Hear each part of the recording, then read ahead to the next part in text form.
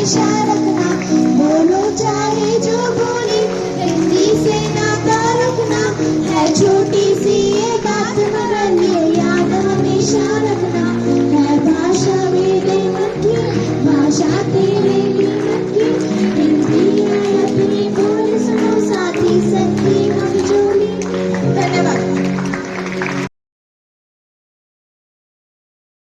Here, I am Akshita from class 8C. Today I deliver a short speech on importance of language.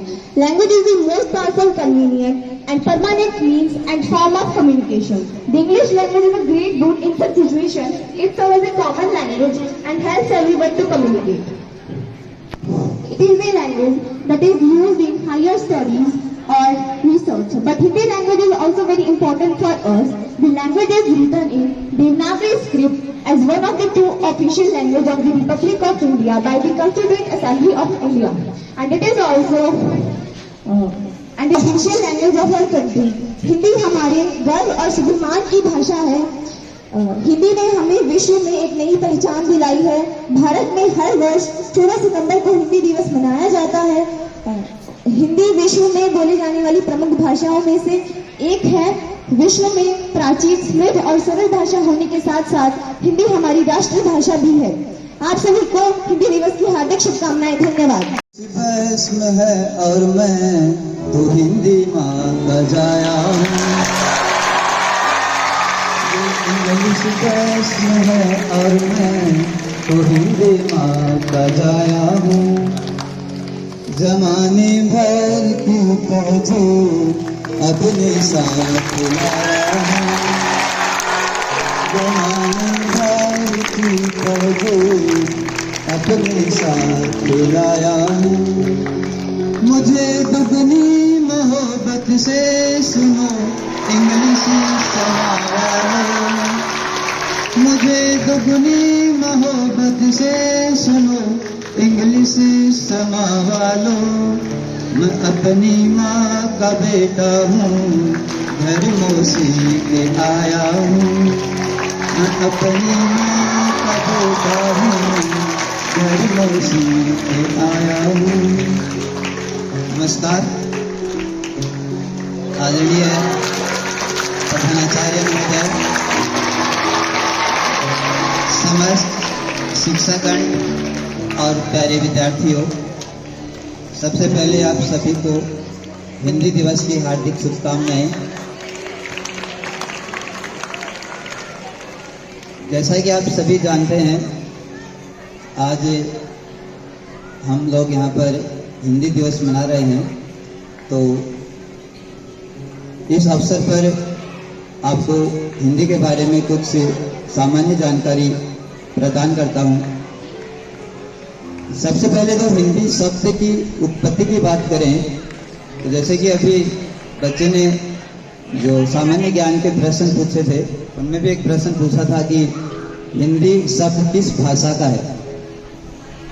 तो देखिए, हिंदी शब्द फारसी भाषा का शब्द है और इस शब्द की उत्पत्ति किस प्रकार से हुई। सिंध नदी के बारे में सुना आप सभी ने, ज्योग्राफी में पढ़ा होगा। सिंध नदी का जो क्षेत्र है उसे सिंध प्रांत कहा जाता था। और जब फारसी लोग भारत में आए तो उन्होंने सिंध प्रांत से भारत में प्रवेश किया। फारसी भाषा में जो स होता है, दंत्य स, उसका उच्चारण है के रूप में किया जाता है। तो उन्होंने सिंध नदी का जो क्षेत्र था उसे हिंद कहकर पुकारा और यहाँ के जो लोग थे उन्हें हिंदू कहा और उनकी जो भाषा है उसे हिंदी भाषा कहा गया। इस प्रकार से इस हिंदी शब्द की उत्पत्ति हुई है और फारसी लोगों के द्वारा इसकी उत्पत्ति की गई, इसलिए ये फारसी भाषा का शब्द माना जाता है। भाषा बननी चाहिए।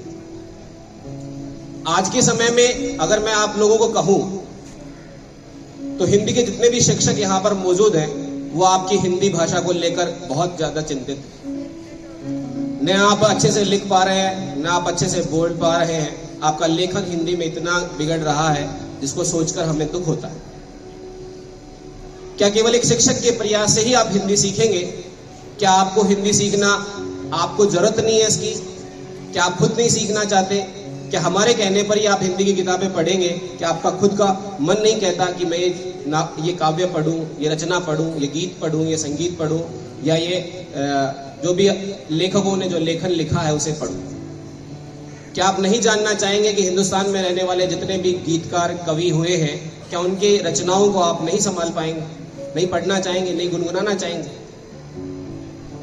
तो आज अगर हिंदी दिवस है और हम सब हिंदी दिवस मना रहे हैं, तो हम सबको आज एक प्रेरणा लेनी चाहिए कि हमें कोई कहे, कोई ना कहे, कोई रोके न टोके, या हमें शिक्षक कहे न कहे, इस भाषा को आगे बढ़ाने का काम हमारा है। इसके लेखन को सुधारने का, इस भाषा पर जितना भी व्याकरण संबंधित हो या पढ़ने संबंधित चीजें हो, हमें इस पर लगातार प्रयास करना है। तो आज संकल्प लें कि हमारी हिंदी और बेहतर से बेहतरीन बनेगी। इसी शब्दों के साथ एक बार सभी कहेंगे, हिंदी है हम, वतन है हिंदुस्तान हमारा। बोलेंगे सभी, हिंदी है हम। मैं रिपीट करूंगा, पहले हिंदी है हम तो आप भी बोलेंगे हिंदी है हम, फिर हम बोलेंगे हिंदुस्तान हमारा तो आप भी बोलेंगे हिंदुस्तान हमारा। हिंदी है हम, वतन है हिंदुस्तान हमारा।